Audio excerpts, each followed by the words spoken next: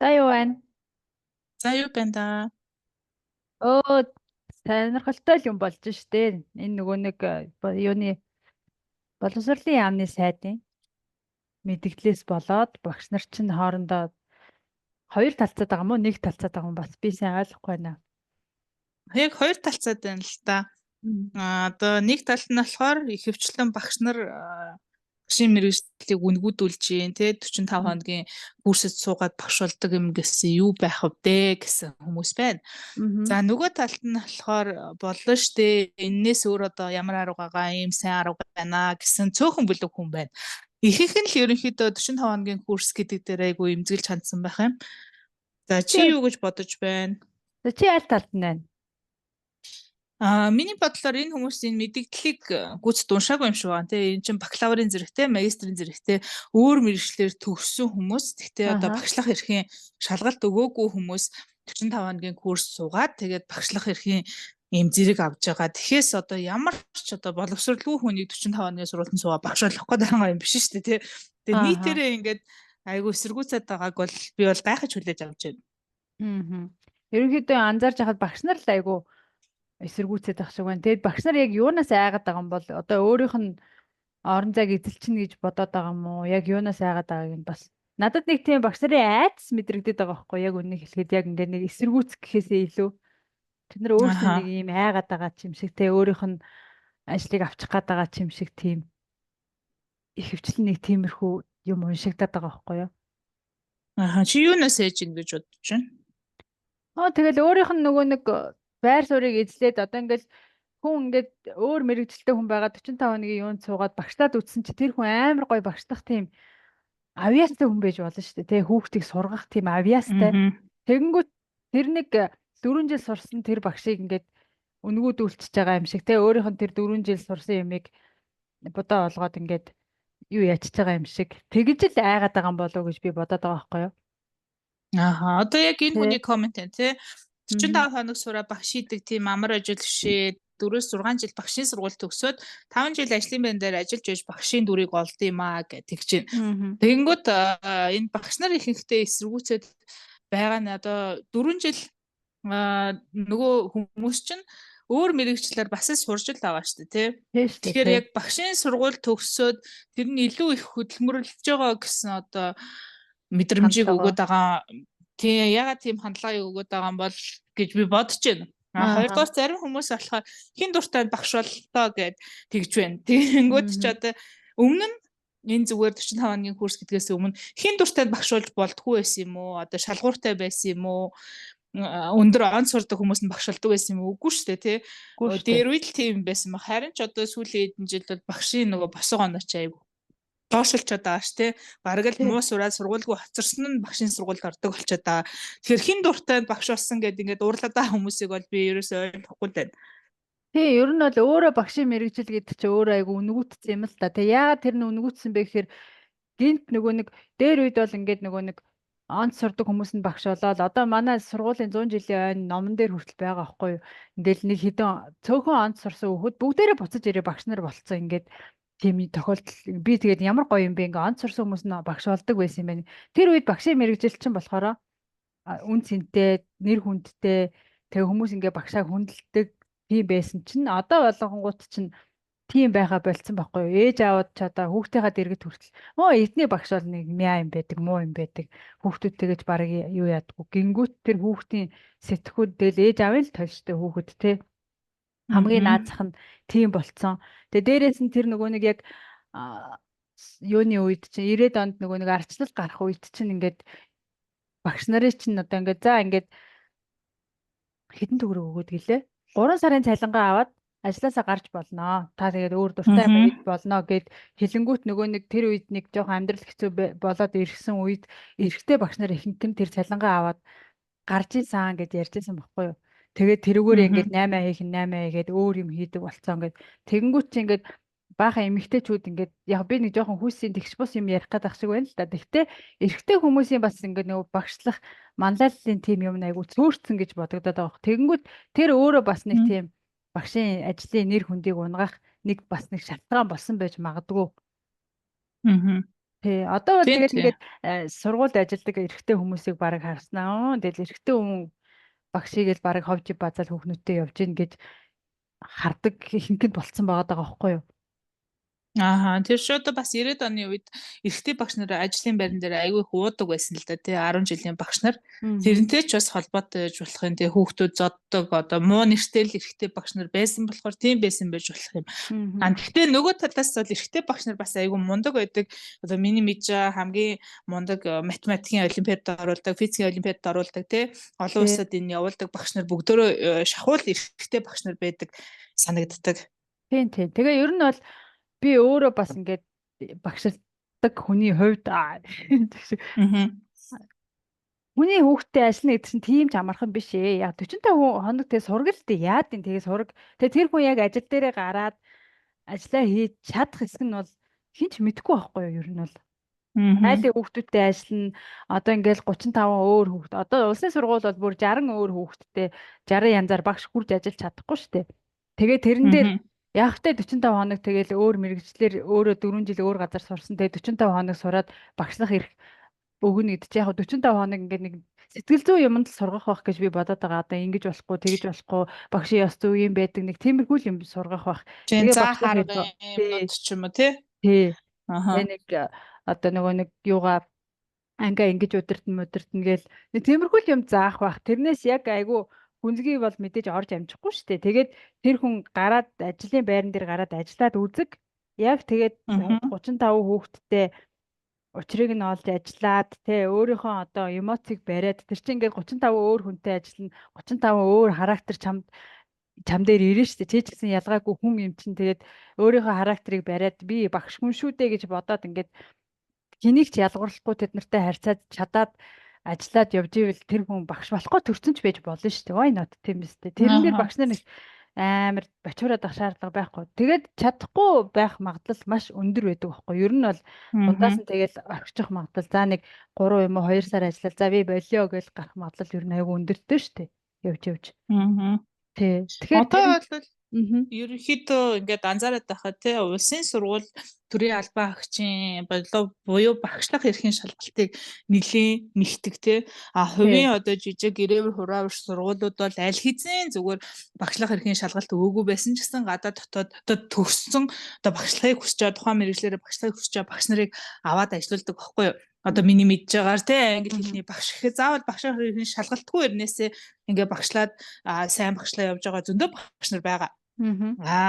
Яг сүүлийн хэдэн жил инх хамгаалалтын сайдын одоо нөгөө гаргасан тушаалын даваа заавал багшлах эрхийн одоо нөгөө шалгалт өгж иж багшлах боломжтой болсон. Гэхдээ энэ бол улсын сургуулиудад ихэвчлэн хэрэгжиж байгаа тийм нөгөө нэг заалт байхгүй юу? Тэгэхээр үнэхээр хүн багшлахыг хүсэж байгаа бол 45 хоногийн сургалтгүй тэр тухайн мэрэгчлэр одоо нөгөө багшийн мэрэгчлэр төгсөөгүй заагаа явж байгаа багш нар зөндөө байгаа гэж бодож байна. Заагаад өөрөө дуртай сонирхолтой байгаа учраас багшлах эрхийнхаа одоо нөгөө шалгалтанд хамрагдаад тэрийг өгөөд ингээд мэрэгчээд явсан багш нар бол зөндөө байгаа л гэж би бодож байна. Тэгэхээр яг ийм нэг одоо нэг мэдээлэл гарангуут бүх хүмүүс очиод багш болохыг хүснэ гэж ерөөсөө бодохгүй байна л та.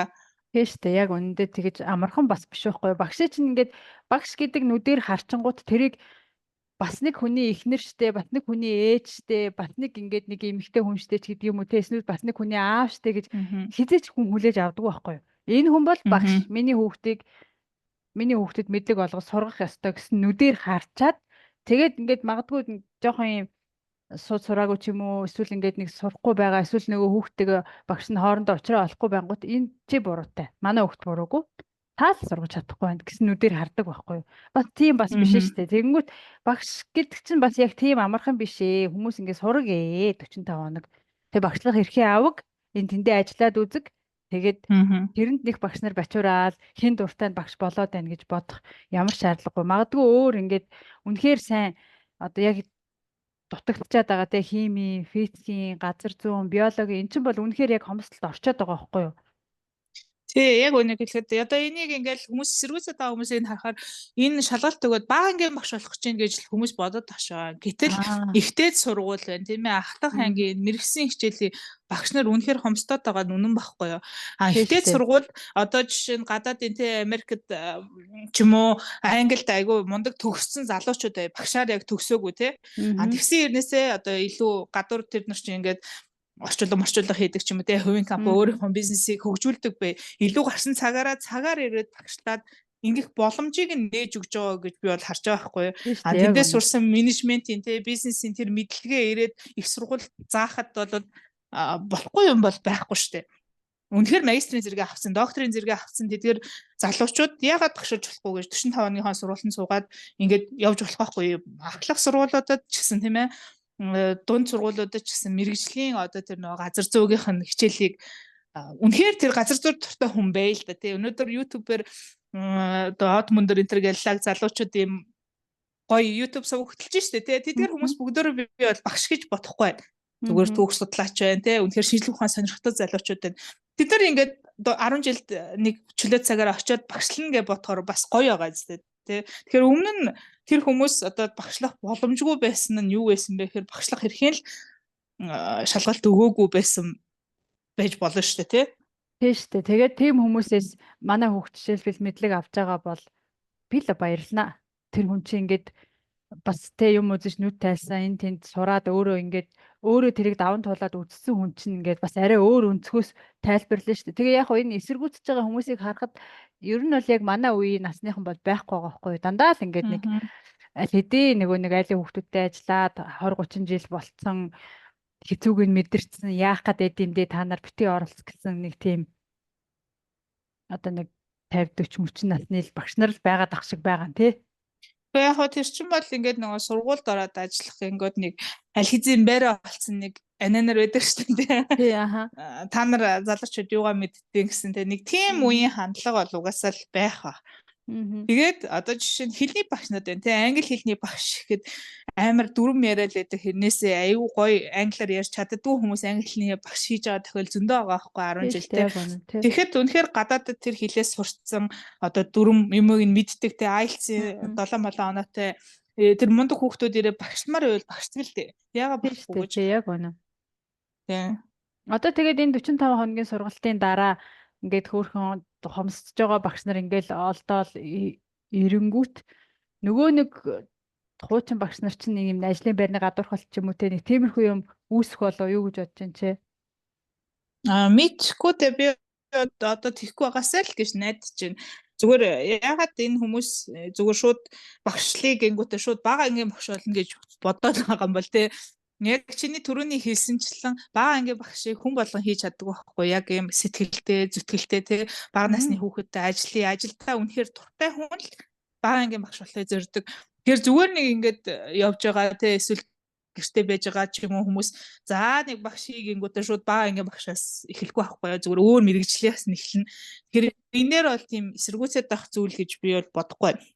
Тий тэгээ яг хоо миний анзаарснаар бол бага ангийн багшаар төгссөн хэрнээ 4 жил тэр чинь бага ангийн багшаар сураад төгссөн. Тэгээд нэг газар одоо ингээд хувийн сургуульд ороод ажиллаж байгаа хүүхэд ажлаа хийж чадахгүй байгаа тохиолдол байдаг байхгүй. Тэгсэн чинь үнэхээр хүүхдэд хайртай нэг өөр мэрэгчлээ хүн бага ангийн багшаар ч юм уу ороод айгүй гоё ажиллаж бас болно шүү дээ. Вай нот тийм биз дээ. Тэр чинь тэгээд тэр боломж нээж өгч ийн гэж чи өөрөө гоё байхгүй. Одоо ингээд өөрөө хүүхэд мөх төрүүлж үзээгүй ингээд нөгөө нэг байдаг юм уу яа гэв би бол тэрийг сайн мэдэхгүй байна. Би бол нэг тийм кейс харсан.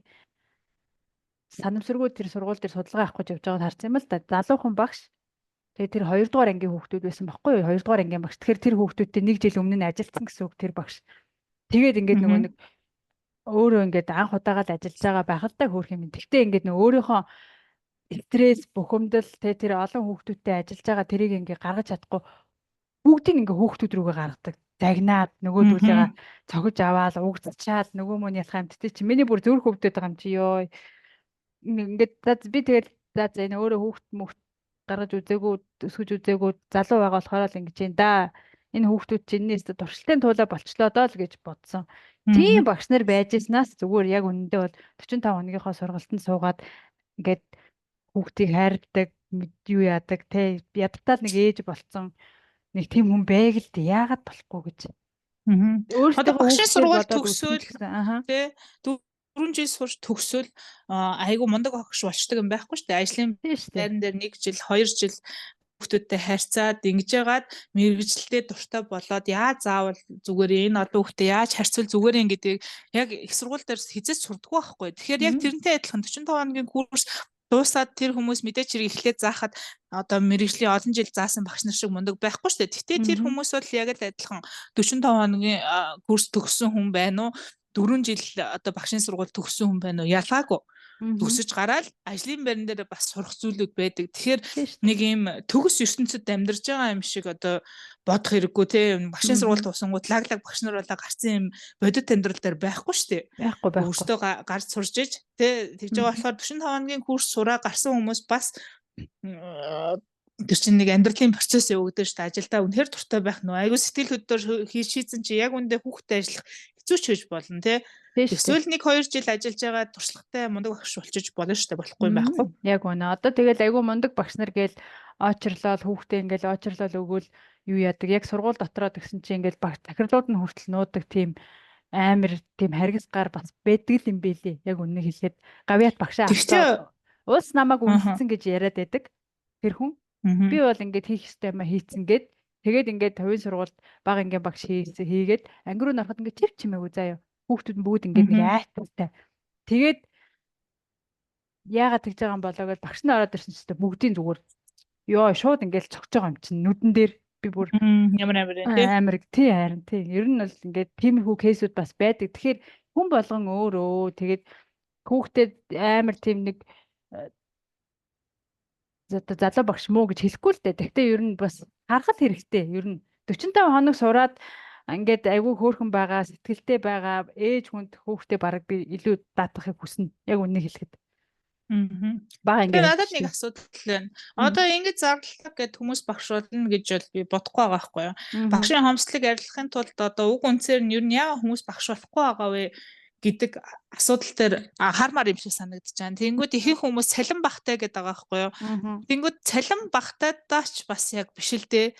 Зүгээр миний харж байгаагаар багш нар ингээд цагаар багшлах эрхийг нээдэг ч юм уу те арай эрт тардаг ч юм уу. Тэгхийн бол одоо гэртээ хүүхдээ хардаг ээж нэр яг энэ тал руу ажиллах боломжтой болж эхлэх байхгүй юу. Тэгэхгүй яг өглөө маш эртээс ахуулаад те хүүхдээ цэцэрлэгт хэн хүргэж хэн сургуульд хүрэх нь тодорхойгүй байхад чинь өглөө яг ажил эхлэхдээ зэрэгцээд хүүхдийн сургууль цэцэрлэг эхлэхдээ зэрэгцээд багш ажиллах хэрэгтэй байдаг.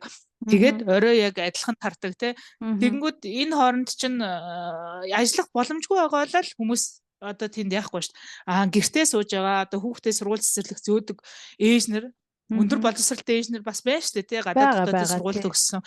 Тэр хүмүүст багшлах ингээд боломжийг нь олгоё гэх юм бол цагийн уян хатан байдлыг нь гаргаж өгөх хэрэгтэй юм шиг санагдаж байна. Тэгэхээр яагаад багшлах дургүй байдаг вэ гэхээр миний бодлоор заримдаа үнэхээр удирдлагуудаас хамааралтай байдаг. Их сургуульд орлоо, улсын сургуульд орлоо, амар тийм нэг бухширсан тий ороод айгүй их тийм өндөр юм шалгуур тавьдаг. Тэгснээ маш олон хүүхэдтэй ажилдаг. Тэгээд АБ цаа тий хүүхэдтэй одоо нөгөө гадуур биеийн тамир урлаг спортын юмнуудад сурагчдад авалж явах хэрэгтэй гэдэг. Гэр бүлдээ зарцуулах цаг тэр багшд баг байхгүй шахам ийм байгаа. Агуун амьдраад байдаг юм байна тий.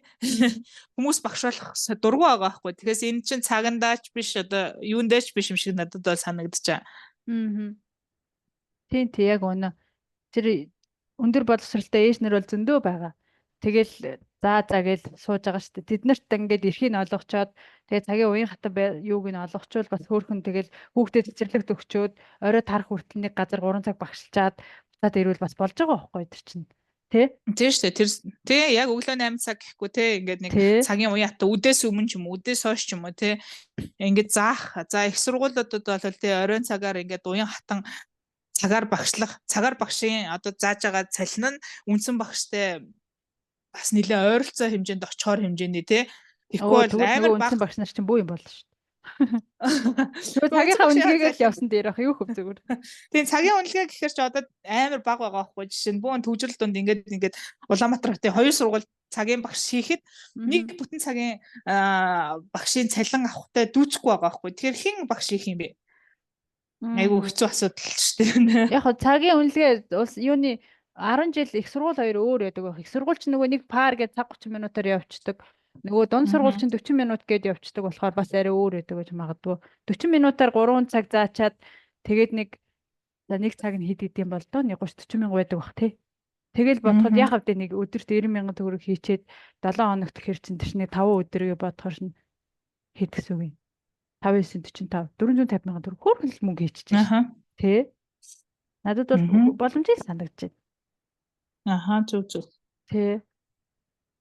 Тэгээд ер нь бол тэгээд багш нар минь эсэргүүцэх хэрэггүй дээ. Яг та нарын тэр хэцүү ажил гэдгийг мэдэрхгүй байгаа хүмүүс шүү дээ. Тийм болохоор ялангуяа энэ нөгөө нэг хомстод байгаа хими, физикийн, газар зүүн, тэ нарийн мэрэгжлийн биологийн ховор багш нар хэрэгтэй байгаа учраас хүмүүс суугээ 45 хоногийнхоо сургалтандаа суугаа багшдаг яад юм би хүүхдтэй газар зүй заалгамаар байна. Би хүүхдтэй биолог заалгамаар шүү дээ чинь тий. Тийм шүү дээ. Тий. Тэгэхээр ингээд үнэхээр дутагдж байгаа энэ мессенүүд дээр бол багш хэрэгтэй байна. Бити эсэргүүцээ. Бага ангийн багш болох гээд байгаа юм биш ээ гэж л би одоо хэлээ да. Тийм яг зөв. За тэгээд илүү олон багштай болох болтугай манай монголчууд маань боловсролын одоо нөгөө нэг энэ асуудалд анхаарал тавьж байгаад бол баяртай байна. Зүв байна уу, буруу байна уу хамаагүй те өөрчлөлтийг эрэлхийлэн гэдэг чинь айгуу чухал. Тийм шүү дээ. Олноороо ярина гэдэг чинь бас айгуу чухал те. Тийм боловсролтой анхаарна гэдэг чинь айгуу чухал. Бидний ирээдүй ерөөсөө хүүхдүүдээс л хамаарч байна. Тэ өнөөдөр хоолтой хоолгүй байх одоо нөгөө утаатай интерес илүү хүүхдүүд маань боловсралтай болж иж тэр утааны асуудлыг энэ авилгалын асуудлыг тэ олон бүгшсэн асуудлыг өөрчлөх гэж бол тэгж найдаж байгаа. Тэгэхээр хүүхдүүдэд анхаарч эхэлж байгаа нь бол сайн байна шүү. Тийм шүү дээ. Тэгээд байна миний хувьд 400 оноо аваад багш болох гэж байгаа хүүхдүүд ингээд юу яаж яхад хинч дуграагүй байж нэг 45 хоног дээр бол бити нэг одоо юм яриа багш нараа ялангуяа тэр чинь ингээд нэг хинч биш юу ч биш хүнийг 45 хоногийн сургууль гудамжнаас нэг багийн авчираад 45 хоногийн сургалтанд суулгах гэдэг юм биш шүү дээ. Тодорхой мэрэгжил эзэмссэн тэр мэрэгчлэрээ багшламаар байвч багшлах эрхгүй байгаа хүнийг эрх олгоод тэр хүн өөрийнхөө туршлагаас бусдад заана гэдэг чинь өөрөө гоё л ер нь бол айгу нээлт гэгээлэг л асуудал гэж би бодож байна. Энэ бол зөв, сайдын зөв. Сайдынхаа тал байна. Ямар бүгсэмсэд. Тийм. Ямар ч сургууль төгсөөгүй нэг багшлуулах гэдэг байгаа шүү дээ. 45 хоногийн сургуультанд суугаад тэгэхээр нөгөө нэг яг юмыг нөгөө ойлгодгүй тэр асуудал маань энэ багшнууд маань хүртэл байгаа ч юм шиг санагдаад байна тийм. Яг 45 хоног гэхээр нэг бүр нийтлгүй бакалаврын зэрэгчгүй хүнийг авчираад багшлуулах гэдэг байгаа юм бол биш. За тэгээд мөсийн багш нөгөө даасрын багш байсан баха тий. Юугаа бичсэн байсан. Би мэднэ одоо мэрэгжлийн математикийн одоо мэрэгсэн хүн байвал математикаар илүү олон цагийн кредит үздэг. Юуны математикийн багш болох гэж байгаа хүн байх юм бол математик үзэх цаг нь арай бага. Тэгээд нөгөө сэтгэл зүй, заах арга тий боловсролын тухай кредитүүд илүү олноор үүсдэг. Тэгэхээр 45 хоног гэхээсээ илүү хэдэн кредит нэмж үзэх юм бол энэ багшийн заах аргын одоо нөгөө нэг зэрэг авах тухай өөрчлөлт яасан юм бэ гэсэн санал оруулсан байсан. Би тэр багшийн одоо бодолтой айгу нийлж байгаа. Яагаад тэгэхээр аль хэзээ математикийн багш болох те математикийнхаа суурь мэдлэгийг олон кредит авсан байгаа шүү дээ тэр хүн. Одоо 120 кредитний нэг 80-ыг нь авдаг ч юм уу те.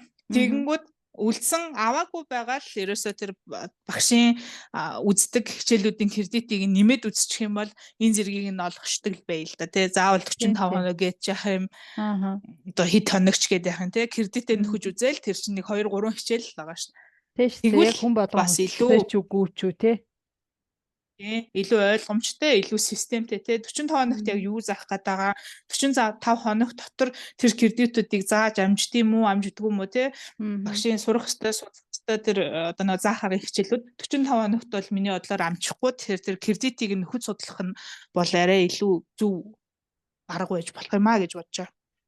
Яг энэ 45 хоног гэдэг нэг үнэхээр амар хомсдчихэд улсын сургуулиуд хэцүү л байгаа хэл та. Тэг хүн тэгээд яг улсын сургуульд орё гэхээсээ илүү цалин хаана өндөр вэ тийшээ орё гэж бас боддсон билээ л дээ яг цагаа тулахаар.